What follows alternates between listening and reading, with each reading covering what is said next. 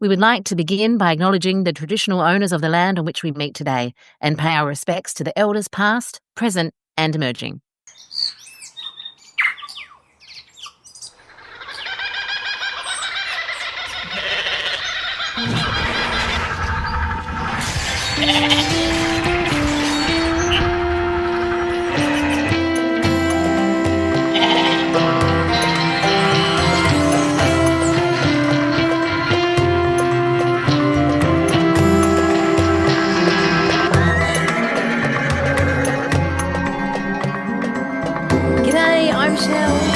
Kia ora, I'm Lou, and welcome to the Xena Warrior Nutballs podcast. And this week, Shell and I, we've shucked off our bronze breastplates and we're just in our leather skivvies. We've then had to dive headfirst into Lake Wainamu and swim all the way to the bottom to get to Tartarus. We fought off some CGI harpies. Oh my God, I kicked their asses, man. They blew up in the sky. They literally did. And we did all this to talk to the one and only Erik Thomson. Hades! Yes, Hades! But hey, we must mention too to all our listeners that are into men. Yes, male-attracted listeners. Yes, male-attracted listeners, that he's still a babe. Like, how handsome is he, hey? He's so handsome. He's so handsome as Hades himself, and he's so handsome now. I know. And that's coming from two lesbians. Absolutely. Yeah. And not that we're going to only sit in the realm of objectification for him, but he's also just a bloody excellent storyteller, and he does our job for us half the time. He freaking gets so much history of the show out there for us that it's wonderful to hear it from his perspective and his like lived experience perspective, where he knew Lucy Lawless at this time when she was getting cast. He'd worked with her previously. He was working with her in the show. Had the same agent. Yeah. So it's so cool to hear, all these like big fabled stories that we know from the fandom of how she got cast and all these different things from someone who was right there alongside. And what a phenomenal career. Oh. But just for our international listeners, he's a really big deal in Australia. Like, he's won some incredible awards. He's been in some major movies. He's won an AFI, which is like an Australian Film Industry Award for Best Supporting Actor. He's done some pretty cool theatre. Yeah. He's done All Saints, Packed to the Rafters. He's worked with some amazing actors like Toni Collette. Oh.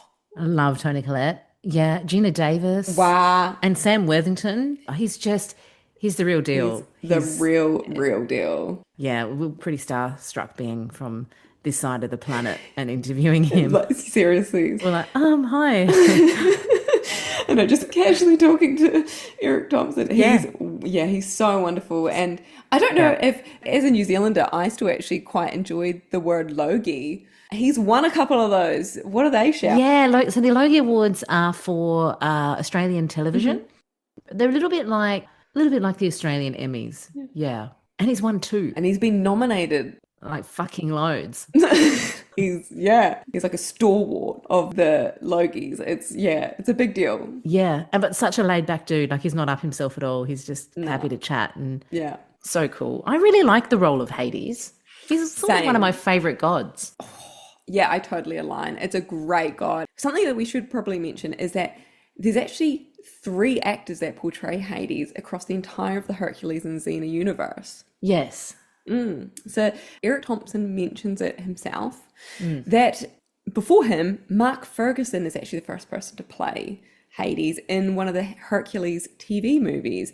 He goes on to he's a New Zealander, he's a Kiwi, we love him, we'd love to chat to him, and he actually portrays a bunch of cool characters in Xena. He's in the Xena Scrolls, he's in Who's and Harlots, he plays Dag9 in Orphan of War.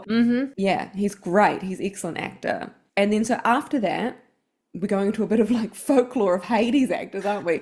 But after Mark Ferguson, Erik Thomson picks up the baton for us. Yes. And he is from season 1 through season 4. So it's safe to say, just to interrupt you there, it's safe to say that Erik is our OG Hades. He is our Xena Universe OG Hades. He's our OG Hades. He's the first Hades, the Xenaverse. You're absolutely right. Yeah. And after him, from season 5 to season 6, we have a third excellent, iconic New Zealand actor. All three of these dudes are friggin' phenomenal. Yeah. And I know, it's such a treasure to get to talk about all of them.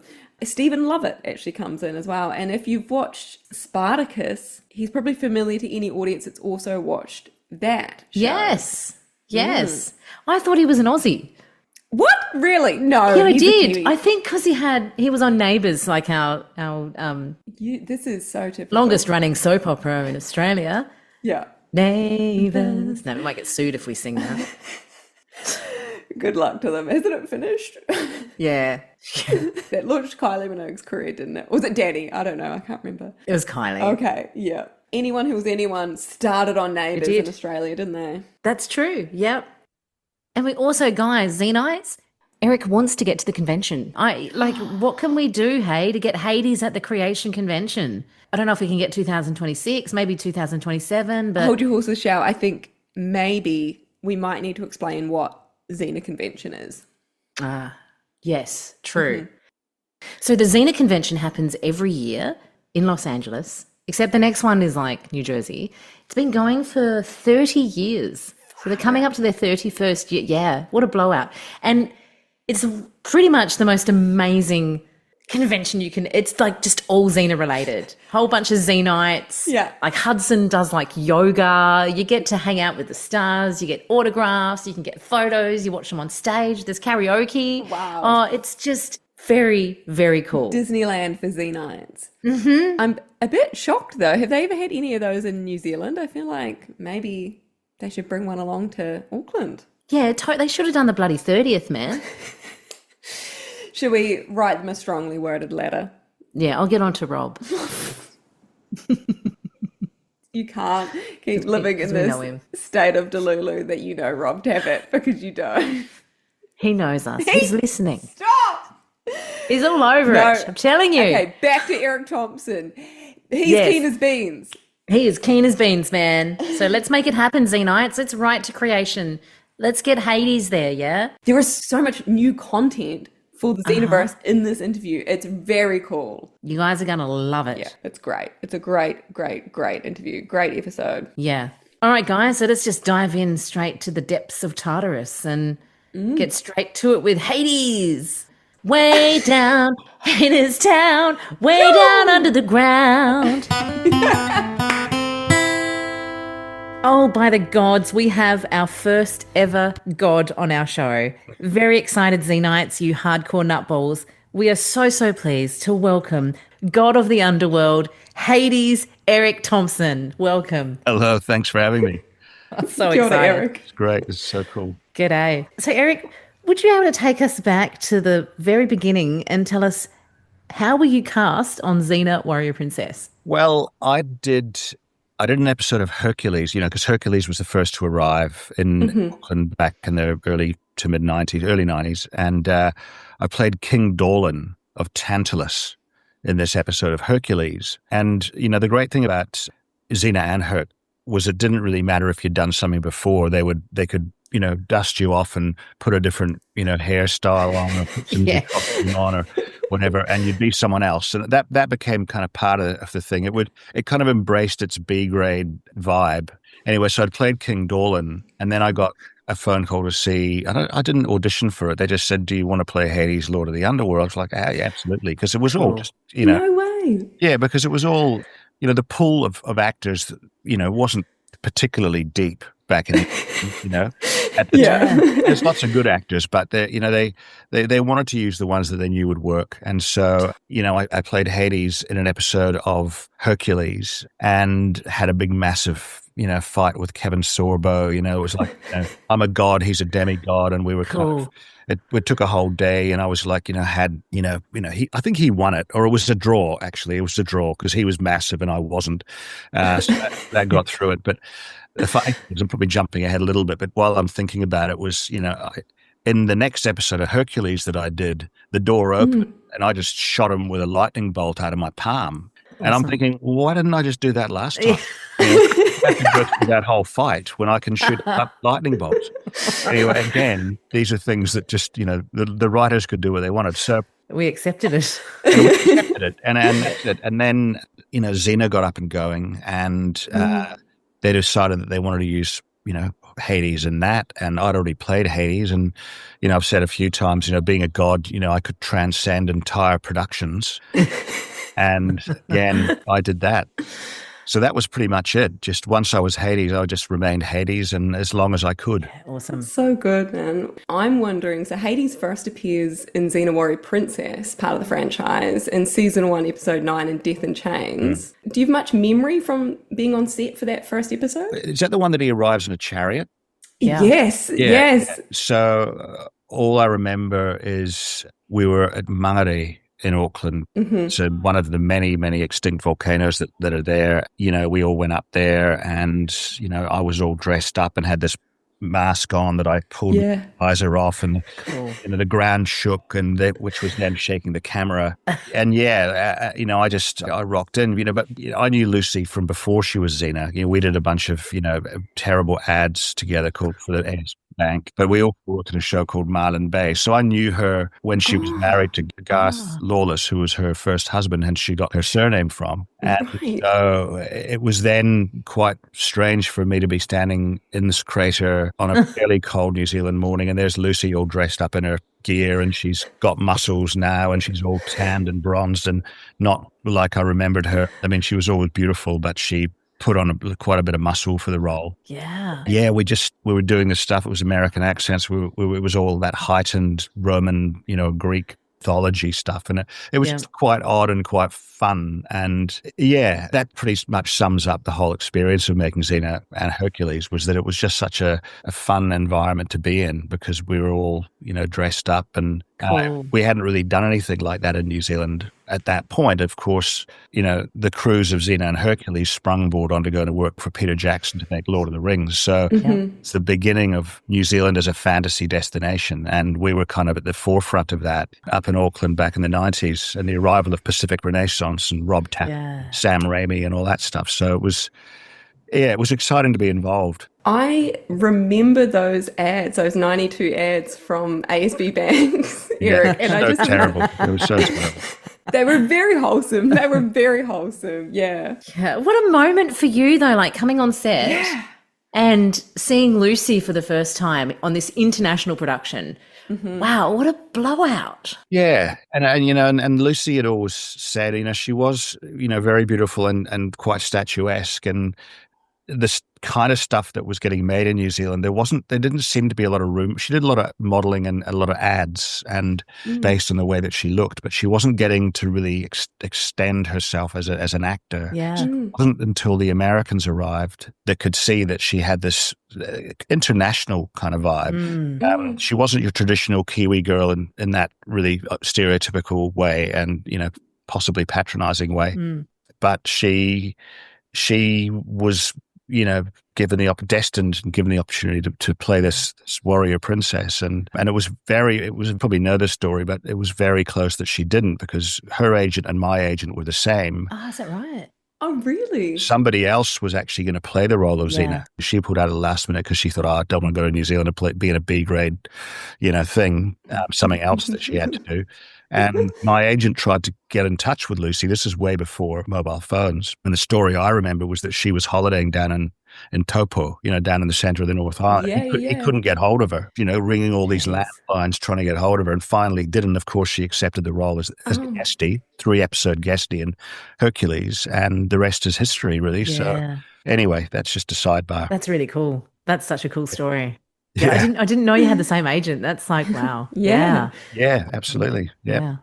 Eric, the next question I want to ask you is that every time we saw you, you kind of were being upgraded in like cooler and cooler costumes. My personal favorite is actually Immortal Beloved in season 1. Which one was that? Was that which? It's the one with the big red cape. Oh, the red cape. Yeah. Maxwell directed that episode. Yeah, I remember that. Well, the first one came through. I was 26, 27 when I did it. I was in pretty good shape, but I wasn't a gym guy. I wasn't like fully, abs and the whole deal. So the first time I played Hades, I think Nyla had said something like, you're a gym guy. And I was like, no, not really. And she gave me a suit that had pecs and abs on it. So, but was all molded. So that was great. That was that job done. Yeah, sorted. No And gym for you. no, it didn't matter, like I didn't have to go to that extent, because there was a lot of guys that were, and if they did have abs and it had the body, then they would use the body, like Evan Smith and all that. Yeah, like you say, every time we did it, the crown changed or the black robe. There was one where I was walking through all these dead bodies. I can't remember what the name of that was. Badges in the Sin Trade, is that correct? Yeah. And And that was great. And then the one with the red thing, and I remember that because Garth, the director, had given me this great shot where I'm in the foreground and Lucy and them are in the background, and I'm standing, I'm in close up, and they're all kind of in mid shot background, and he saw me kind of thinking, and it was just a nice big close up, and we all loved that. It was an opportunity to kind of to do it. And then obviously I can't remember what else expanded, but when we did Young Hercules a few years later, then they wanted to make a young Hades, so they cut my hair and they gave me a different kind of cozy with a whole lot of teeth, like on it. And again, they didn't just settle for it, because there was an actor called Mark Ferguson who played Hades before me in Hercules, and all he wore was a puffy white shirt. And I think I got the better part of the deal. Yes, good end of the deal for sure. Yeah, the budget increased, obviously. That's cool. So season 2, episode 7, Intimate Stranger, is famously known as the episode where they had to rewrite the ending to support Lucy Lawless with her recovering from her hip injury. I would like to know, what was it like coming in on that episode? What was the vibe? And also, what was it like working with my favourite, Hudson Like? All that I remember of that episode was I was working in Australia at that point. There was this period just before I accepted a job working on the Gold Coast where a couple of New Zealand actors were getting, better contracts, or, Kevin got a better contract, and Michael Hurst obviously was Aeolus, and, there was a couple of other actors, but particularly Kevin Smith had got, he'd kind of been kind of blessed by the Pacific Renaissance guys as somebody that they would continue to use as Ares, And I guess we were all, when I was offered the job in Australia, I'd said, guys, I'd really like to stay here and do more Hades and, do more Hercules and Xena and stuff. Could you, give me some kind of indication? And they were like, no, we're not going to do that. We'll just, off you go and do your thing. I was a little bit disappointed. For quite a few of the Xena episodes, I would come back and they would maybe shoot on a Saturday, or I would top and tail an episode of these Hades at the beginning of the episode, Hades at the end of the episode. And so the scene I did with Hudson was I'd worked all week on the Gold Coast. I'd got a flight back, got in really late at night, and then had to turn up on set the next day. And I had this a lot of dialogue, which was all about, I just had all these different, it was setting up the whole plot, basically. It was. Me to her. And I just couldn't get it right, and Hudson was there, and, I didn't know who she was from a bar of soap and vice versa, but she was asking me things like, what's your star sign, Eric? Like, I don't know if she was hitting on me. I don't know. I'd like to think she was, but she was just trying to relax me. But all I remember was I just got so frustrated. We did take after take after take, and I just couldn't get it. We got there in the end, but I think, I mean, I wasn't even aware that that's why they wrote her in. I didn't realize that was the reason, but now you say it, of course it was, because Lucy was out of commission for a little while there. Yeah. But again, they set the production up in such a way that they could do what they wanted, and they could, people could disappear and people could morph and people could do whatever. And from a writer's perspective, those things were easily solved. Lucy had such a major presence in the show that I don't think they had a lot of leeway to let that go on for too long. That's right. Yeah. She had to revive. She had to get back, and and she did. Yeah. And you mentioned before about budget increasing. How was it like returning to Xena in season 4, episode 1 in Adventures in the Sin Trade? Because was there a clear difference in budget when you rocked up on the set? Yeah, well, the setup in that opening scene was really, really cool, and we had a lot of extras. Most of them were dead. not really, but pretending to be.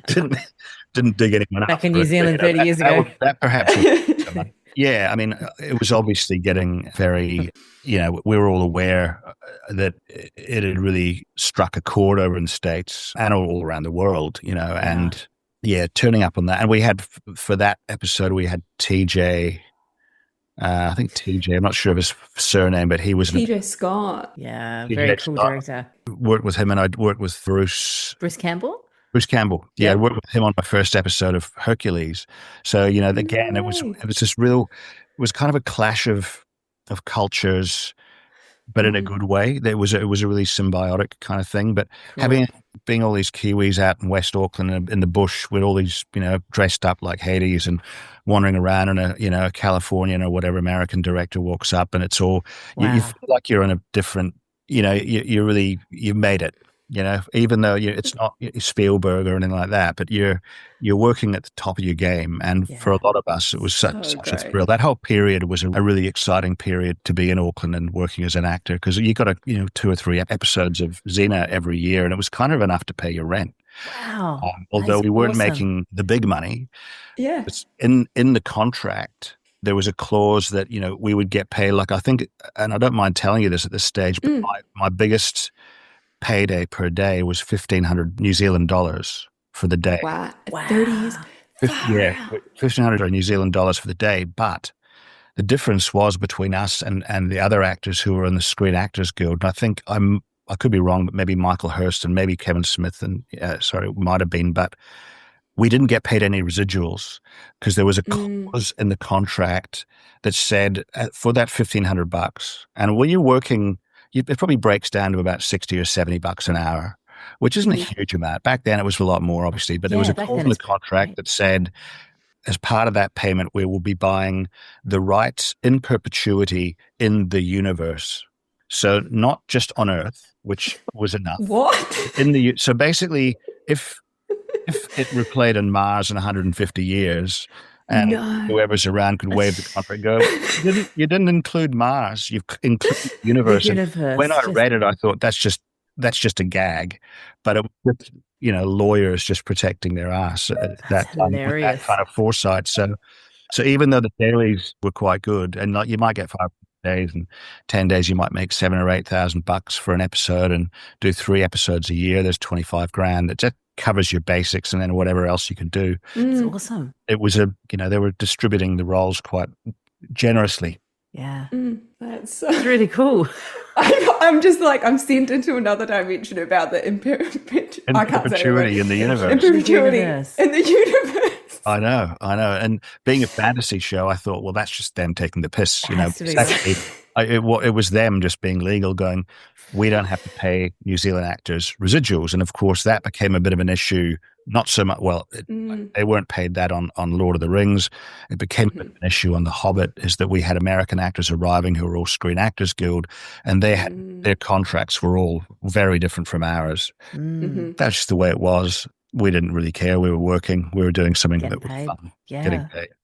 I might have heard this wrong, but I actually remember hearing that Lucy Lawless wasn't a SAG member for her first 3 episodes as Xena in Hercules: The Legendary Journey, and that Rob Tribble was like really acutely aware. So he played Salmonius. He was really acutely aware of that juxtaposition of her being like a guest star and having to get changed in the Portaloos, and him having his own trailer. But I might have that wrong. I don't know. Did you experience anything like that? Yeah. Like, I remember turning up on an episode of, I think it was Xena. I'm not sure, but I didn't have a camper put in my contract, and the AD said, you can maybe go and find a camper or something, or I didn't know what to do. And I was wandering around all these campers. They had one on the door said cast. And I thought, well, that's me. So I went into it, and then I left it, and then I came back, or I'm not sure which way it went around. But anyway, I came back, and then Michael Hurst, who was dressed up as Chiron, the ferryman. Yeah. He was Aeolus, and he was kind of part of the inner circle. He walked onto it, and then he looked at me like, what the hell are you doing in my trailer? And I didn't realize it was his trailer. So I'd made myself quite at home. I mean, it could have been the fact that he looked all, demonic, and it's very easy to misinterpret him as being grumpy. It might have just been the wardrobe. We didn't get any of those things that American actors took for granted. I did a thing called Bradbury Theatre, and it was a small cast, and both the Americans had their own trailers, and I had an apple box. I'd sit on an apple box just out in the cold and just, and they'd wander by. And so Kiwi actors and the imports were on very different. Yeah. But that's New Zealand. We didn't really care. We were just getting amongst it. It's just a different culture.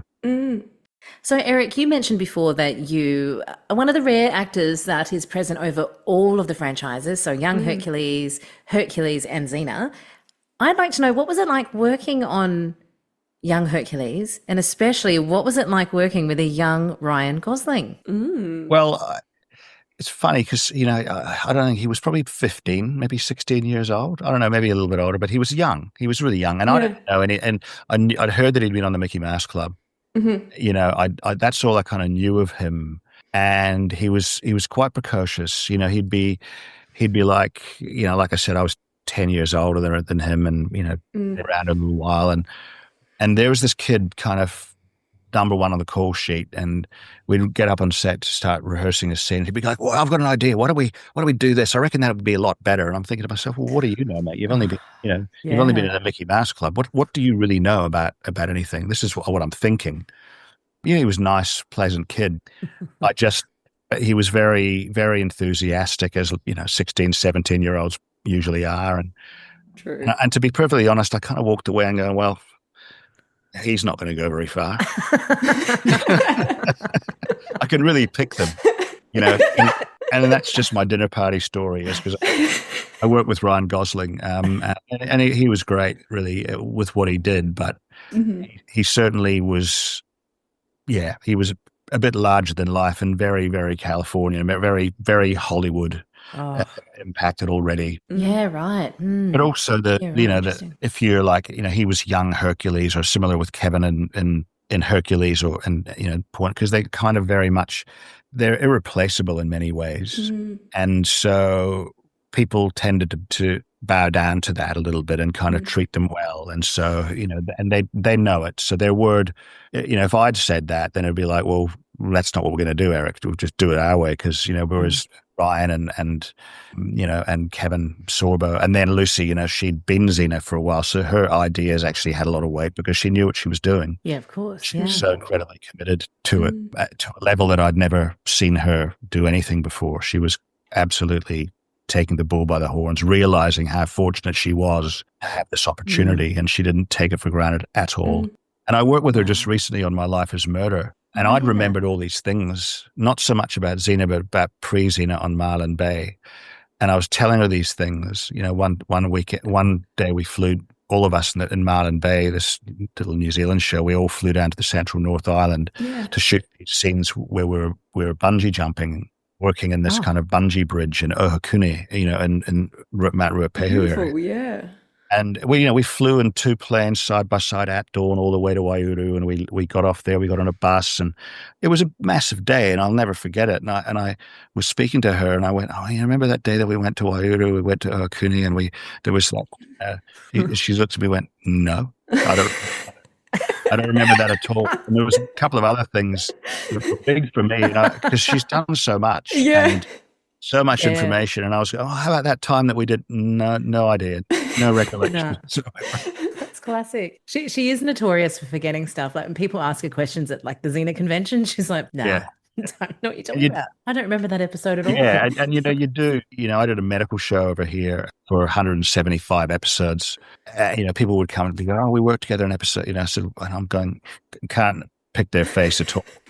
And because I played a doctor, I just say, "What disease did you have again?" Yeah. And that was the more likely my way of remembering the episode. Yeah, there's so much going on for you when, for her, when she's just there and everyone's hanging off her, and that she's just so focused, that she's so in the moment that she's got no time to look around and go, "Oh, I'll remember this," or get all kind of nostalgic in the moment. Yeah. Would have been hardcore. Yeah, it was pretty hardcore. Did you keep anything from the set? No, I wish I did. No, I don't think there was. that would probably be, at the time, it would be regarded as theft because I wasn't, like I've done shows since that they'll offer, or I've taken maybe a little thing, whatever. But certainly back then, I would have loved to have, kept a crown or something. But they wanted to keep hold of all of that because they'd reuse wardrobe for other people.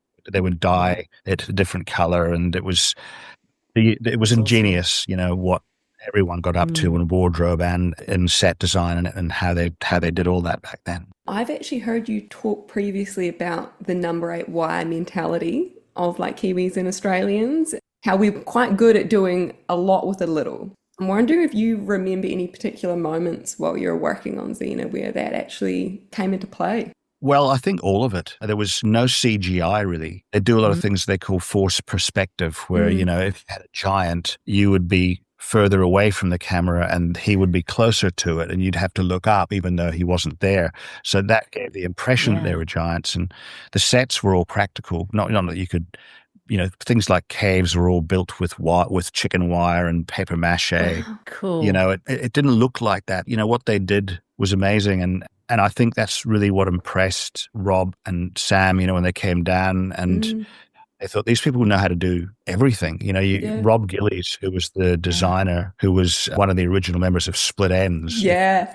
The saxophonist. I met him down the track and we had a big chat about those early days of Split Enz because I was a massive fan. I would love to talk to him about that. That's so cool. Oh, well, it was amazing. Yeah, I think he just did the first album, maybe the second, and toured with it. But he came from an art school background, as most of them did. They just made it work and they just made it look good. And together with that and the lighting and everything, then if there was fire, there was fire. They made fire, and they all the stunt men all got better. There was like I said, it was a training ground for Lord of the Rings and Hobbit. Amazing. It was that all started in the late 90s, and that's when Xena ended. And the camera operators, designers, they all, I think Nyla Dixon actually went and designed Lord of the Rings. Yeah. She won an Oscar for it. Yeah, she won an Oscar for it. Yeah. She got all of that from working with on Xena and Hercules, and that's cool. That's the Kiwi ingenuity, is because we're so used to, we didn't have the budgets, so we were so used to things for nothing, and the New Zealand dollar would be buying 30 or 40 cents US, so they were getting a lot for not very much. So that all played into it, and they made a lot of money, Rob and Sam and Pacific Renaissance guys, very well out of it. I don't think I was ever invited to go to LA or anything for any of the conventions, which annoyed me a little bit. I'm like, why not? Why were they all going? No, that needs to change. We still have conventions. Yeah.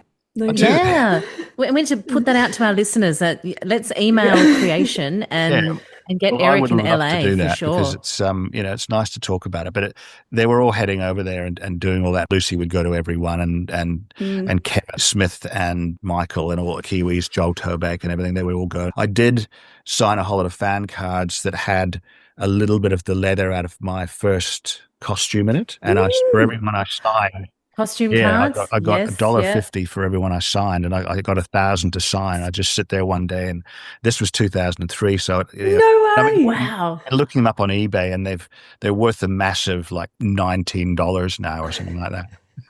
So I'm not going to be retiring anytime soon on it, but it was more, I think, just to be part of something that was, I think, single-handedly the Pacific Renaissance days in the 90s in New Zealand. It was a coming of age for New Zealand international thing that, you look at Minecraft that was shot over there, and Sweet Tooth, and, all of these big things that have been shot, Avatar, everything, all of the Peter Jackson stuff. I reckon you could trace that back to us, working in that little fish market or what it was down on the waterfront in Auckland, actually 94 or earlier. Grassroots. It was the beginning of New Zealand as a fantasy destination. 100%. Because there'd been nothing like that really made before, and since there's been huge amounts. Yeah, that's an awesome way of putting it. That's just, if I could get royalties really for it, that would be good. No, because that'd be in the contract of the universe. Exactly, Yeah, they would have looked after that. How awesome. Erik, what's your local secret? What do you tell your friends and your family when they're traveling to Aotearoa, New Zealand? What's your local secret you always tell them to do? it's not so much of a secret anymore because I think someone wrote about it in Lonely Planet. But when I was at uni back in the 80s, there was, when you drive between Rotorua and Taupo, there's this creek.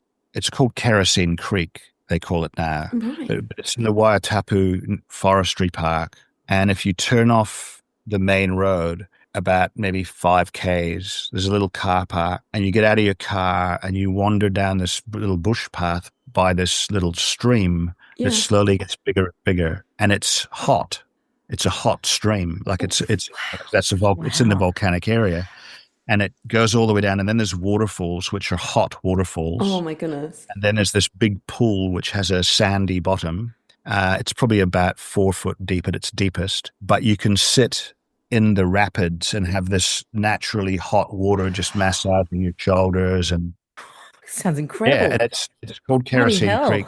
When I last went there, which was maybe 6 or 7 years ago, there was lots of Brazilian international campers there because, washing their clothes and the water smells of sulfur. So they were washing all the dirt out of it, but they would just be wandering around smelling like rotten eggs for the, that was a big secret that I would pass on to people. Yeah, I love it. And also one other thing, there's a little hotel in the Maniototo in the South Island called Danzy's Pass Hotel. And it's an old miners' hotel. And it's just this beautiful little, you've really got to go there. Yeah.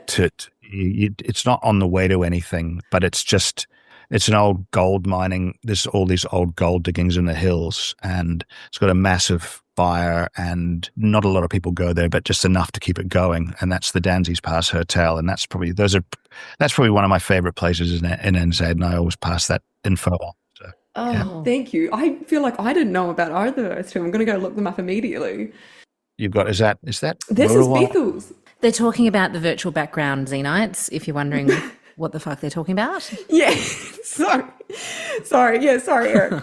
Lou has a virtual background of Bethel's Beach. Of course it is. Yeah, Bethel's. You would have spent some time on there. Yeah, well, not on Xena, but I did a show called 800 Words, and we shot out at Bethel's quite a bit in the last little while. 800 Words was a show for Channel 7, and I remember taking the Australian executive producer, because I was a producer on it, and I was just so excited to show her the black sand beaches of New Zealand. Yeah. And I got there and I went, look at this. And she said, just looks dirty, Eric. just looks dirty. And she wasn't impressed at all. The thing about those beaches is in the shallows, when the black sand is wet, or it might have a 1 or 2 millimeter film of water on it, it becomes a mirror. So you just end up with these amazing mirrored shots that I'm sure Xena utilized at all, but it's a little secret that you don't shoot on the dry sand, you shoot on the wet sand, and then you get the effect. Cool. Anyway, that's just a little tip when you're shooting your next massive film. Yes, thank you. Yes, thank you for that. I'll keep that in mind. Yeah, that sounds magic. What a magical place. Far out. So, thoughts on a reboot? Do you think they should revive Xena or leave Xena where she lies? Oh, look, I think it'd make a great feature film franchise. I don't know about television, maybe. But I think to take that character and put her on the big screen and throw a whole lot of money at it, the premise of it and the character itself, yes, it wouldn't be Lucy and it wouldn't be Renee in those two principal roles, but it's such a great idea. Xena, warrior princess. Yeah. It would be marketable. It would, with all the different, modern CGIs and AI and all that kind of stuff, it looks spectacular. I think, if I was producing it, I'd still want to shoot it in New Zealand. I'd still hat to New Zealand, and I'd still, make it as practical as possible without leaning too heavily on technology, the fights and the horses and all that kind of stuff. Just keep it really rugged to pay tribute to the original. I think Jason Momoa's just made a thing over there called Chiefs of War, and that's all pretty practical, the fights and everything. And so if you did something like that with Xena, you made it a feature film franchise and saw how it went, I reckon you could sort of squeeze a few episodes out of a few series, out of it. But putting it on TV, I don't know. I think who knows? They tried to remake Monkey. Remember Monkey? Didn't work. Didn't work. So I've been in a remake of Packed to the Rafters. We tried to revive it. And the chemistry, and we were all the same cast, but the chemistry was wrong. The timing was wrong, and there was something about Xena and spirit of how it was made and who was in it. And Lucy was, she can take a huge amount of credit for making that show what it was. And you'd need to find another Lucy Lawless. And, they're not that thin on the ground. They're pretty thin on the ground, should I say. Mm-hmm. Yeah. She is a one-off. Would Yeah. you be available to reprise your role as Hades? Yes. Yes. So cool. That's awesome. Absolutely. But I'm not sure whether I would sign the in perpetuity. No, I think, Hades is God, so he probably wouldn't age as much as I have, but, you never know. No, I'd love to see it again, but just for the nostalgia factor. And there's an inbuilt audience there already, as you say. So Actually, Erik, do you mind me asking, you've mentioned Kevin Smith's name a couple of times. I was wondering if you had any memories you wanted to share. Yeah, well, Kevin, in the early 90s when I was working in Auckland and I did theatre, I was in a production of Othello. He played Othello. Mm-hmm.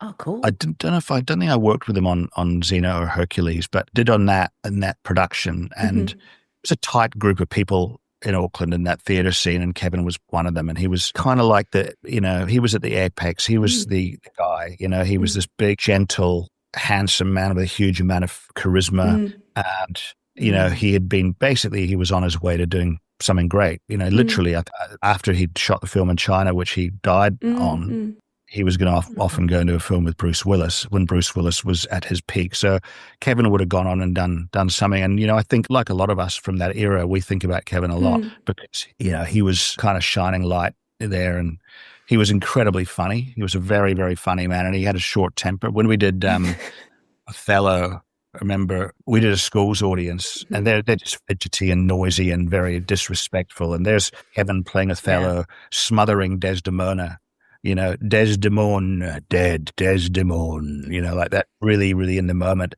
And there was these boys in the front row kind of snickering, and there was all these pillars around that were supposed to be there for, killing Desdemona.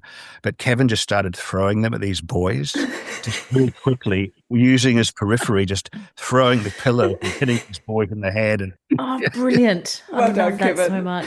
What a legend. Still waters run deep. And like I said, when my mother, I remember where I was, and when Mum told me that Kevin Smith had died, and she was in tears, and she'd never met him. But again, New Zealand was a small place, and Kevin was a big character in that community, and it was tragic. He had 3 small kids, such a accident that was just no one could have seen coming. And I often think, I wonder where he'd be now if he hadn't have passed away. So big loss to all of us. Thank you for sharing that.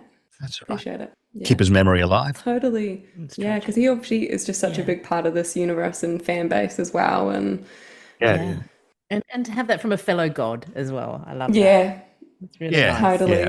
Well, he also, I don't know if it's probably, I'm sure it's known for the people who love the shows. One of the big things when you've got to wear prosthetics is if you're claustrophobic, you can't play the role, because once he played a horse-headed character in one of the episodes, but he had this horse head on, but they put it on in the morning and they couldn't take it off till the end of the day. So he's wandering around set, and all he could drink was milkshakes and smoothies. So you look over, there's a horse with a milkshake out of through a straw, and inside was then Kevin's massive arms stuff, and you knew it was. That's silly. Oh, I love that story so much. That's awesome. That image is going to live rent free in my mind for a very long time. Thank you for that. So it should. So, Erik, what are you working on at the moment? Well, I've just made not just made a film. We made a film about 18 months ago, and it's called Kangaroo Island, and it was shot on Kangaroo Island, which is in South Australia, and it's really good. It's getting a lot of really good attention. Whether or not that translates into box office, who knows? Because it's a low budget Australian film, which I think we made for $2.5 million. It looks like it's a $20 million film, like it really does. Really does punch up its weight. I've been doing a lot of theatre. I've just done a play up in Noosa. I played for a local playwright called David Williamson, who's kind of like a legendary Aussie playwright. And over Christmas, I played Scrooge in A Christmas Carol for the London Royal Vic production put on down in Melbourne.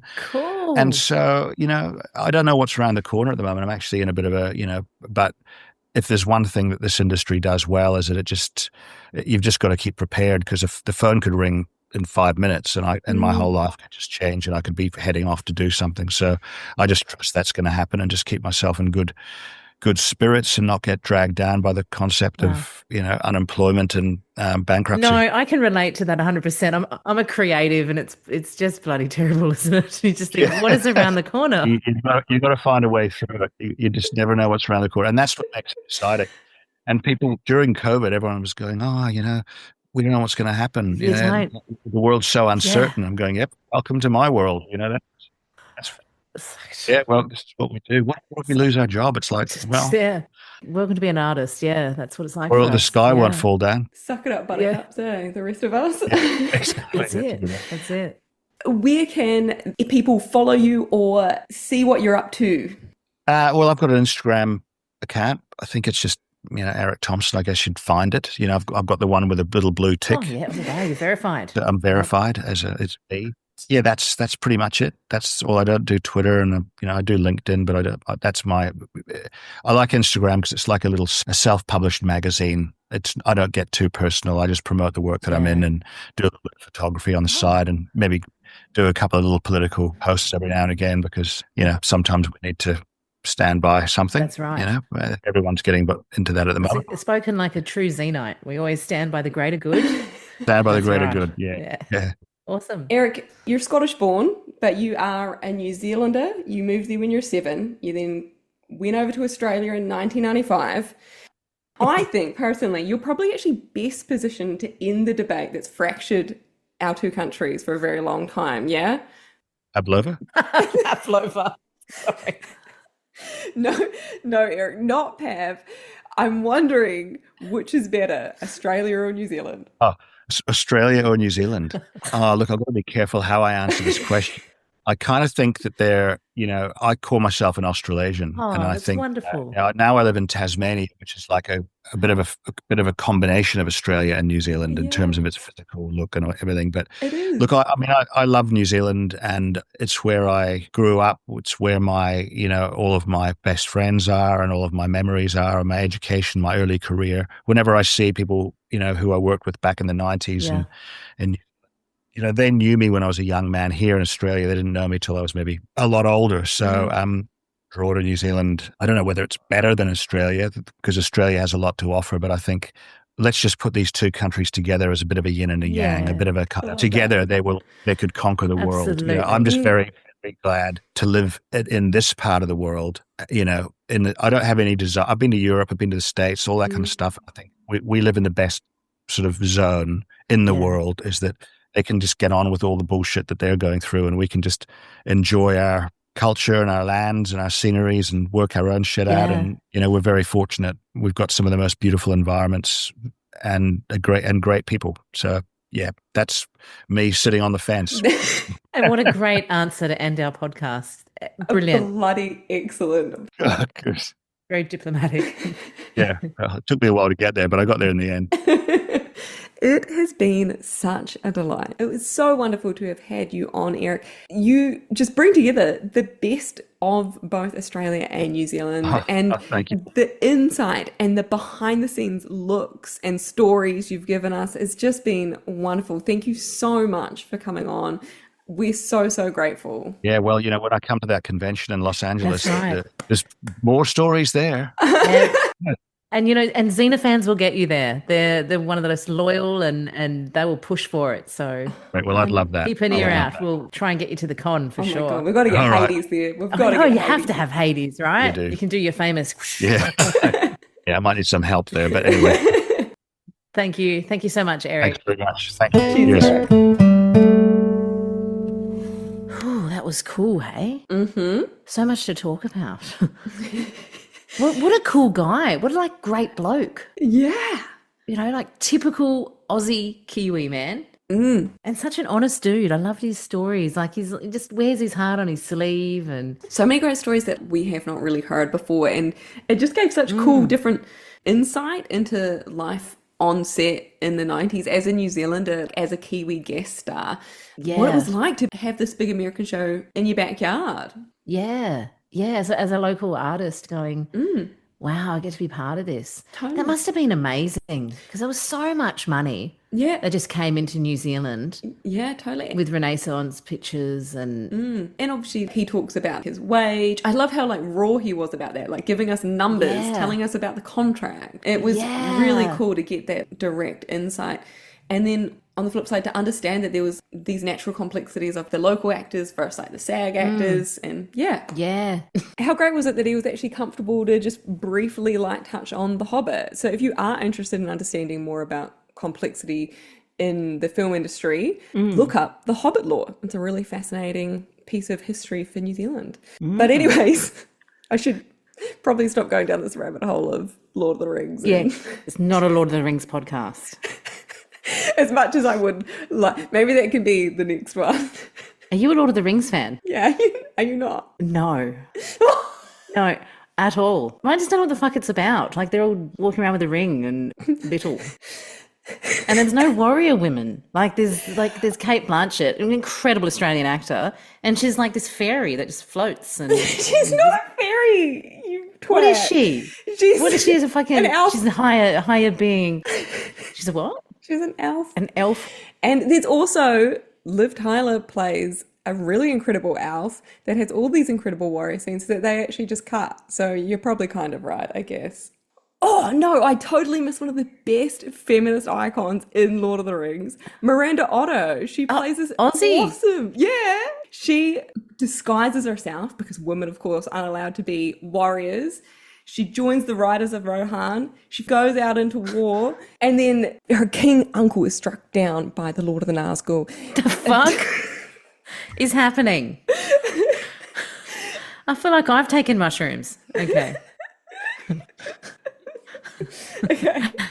And she has the most sick line ever right after she stabs the Witch King in the face. And he's like, "No man can ever kill me." And she responds, doffing off her golden helmet, saying, "I am no man." And my axe.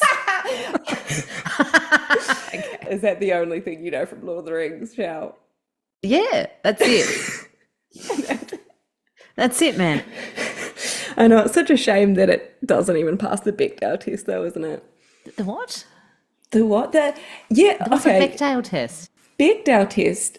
So to pass the Bechdel test, it's kind of the very, very baseline of whether a movie is representative of women at all, generally. And so you'll be shocked to know that most movies do not pass this, or you won't be shocked. So for a movie to pass the Bechdel test, there has to be, first of all, 2 women in it. Yeah. Second of all, they both have to have names. And third of all, those 2 women must have a conversation that is not about a man. Wow. And so, unfortunately, the entire of the Lord of the Rings do not pass that. Shit. And you would be shocked to know That's a disgusting. huge amount of movies and films. Yeah, there's some really famous examples. But yeah, anyways, one great thing is we know that Xena certainly passes this. So should we get back to Xena? Yeah, back to Xena. Come on, here we go. Let's go. Okay. Yeah. It was so good to hear the story again, but from someone that was actually there, about how Lucy Lawless, the famous story about Lucy getting the role, which was just pretty much out camping and they had the same agent. And I love that the story came from him. Yeah, totally. And him describing how it was before mobile phones and they would have had to call the local landlines. And I love that idea because I'm just all in my brain. They were just calling the local hot chip shop, weren't they? Just being like, "There a lady with brown hair at a campsite." How did they get onto her? It's just so great. I love it. Have you heard the story how she was reading the star signs in the newspaper? No. Yeah, and it was saying, so she was reading it at camp, saying that there was going to, obviously something amazing was about to happen to her, and she was reading her star sign for Aries, and she got the call. No way. And didn't they offer it to 5 different actresses before Lucy Lawless? Yeah, and they offered it the actual role to Vanessa Angel, and she turned it down. Is that right? Isn't that insane? That's so bloody amazing. How life turns out. The stars aligned. Mm-hmm. And the casting agent of Xena is a famous casting agent, Diane Rowan, a famous Kiwi. Did you see her name in the credits Yeah. of Xena Warrior Princess? Lucy Lawless, talks about how she, and in quotation marks, forced the production to take her on as Xena Warrior Princess. So good. Thank you, Diane. Oh, Yeah, thank you, Diane. We would love to talk to you. yeah. Yeah, so Diane Rowan is an absolute icon in New Zealand. She has helped create so many young New Zealand women's careers. So Lucy Lawless is just the tip of the iceberg, right? We also have people like Anna Paquin, who she cast for in The Piano. Great movie. Straight into Hollywood for X-Men and True Blood. She's, had an awesome career. As well as her, Keisha Castle Hughes, one of the youngest people to have ever been nominated for an Oscar for her lead role in Whale Rider. Oh, that's such a good movie. And she went on to Game of Thrones fame. So, look, Diane Rowan obviously has a huge cultural legacy in New Zealand where she's discovered some of these really incredible mana wahine, which is strong women, powerful women, these really talented women. And we owe her a lot. She shaped a lot to our screens over the years. We're lucky to have her. Yeah, thank you, Diane. Yeah, knockout Kiwi. Legend. And she just has like that magical eye. Like she already cast Lucy in Hercules Yeah, as Lila. that's absolutely right. Yeah. And so putting Lucy on just a couple of episodes after being Lila on Hercules: The Legendary Journey, again as Xena Warrior Princess, we're getting to an understanding of how small that pool is in New Zealand for the actors. I really loved how he spoke about that, actually. It's just like it was just a thing that they just accepted. Going, yeah, we'll bring you back and you can do another role. We'll just bring you back and you can just do Slap that a wig one. on you and we're off. Yeah, you'll be right. Yeah. Love it. Yeah, and I loved him talking about his like close-up moment that he got with Garth Maxwell in Mortal Beloved. I know. And he's in his full boy band moment outfit where he's got like plunging red neckline and that bleached blonde like messy hair, and it goes really tight in on his face, and he takes us on a full face journey. So cool. I liked how he was talking about the costume stuff as well, how he was in like in the armor and just felt really buff and that Nyla would cool. be like, are you a gym guy? You're not a gym guy, and then like cater to that, like. Yeah, and when he said that, I started when I was watching the episodes, I was like, oh yeah, you can see that. You can see how they just went. Kevin Smith, we're just going to show your arms off. We're going to show those beautiful big biceps off, and just use the bodies. And with the women as well, you can see how she really used the body to highlight different areas. I tried to say that without being sexist. But it's fucking true. I'm not sure how it came off, if I'm honest. It's still landing in my brain. But it's so... yeah. I don't... As I'm saying, I'm going, oh, no. No. As much as I would love to watch you try to claw your way out of this hole, I think we need to change.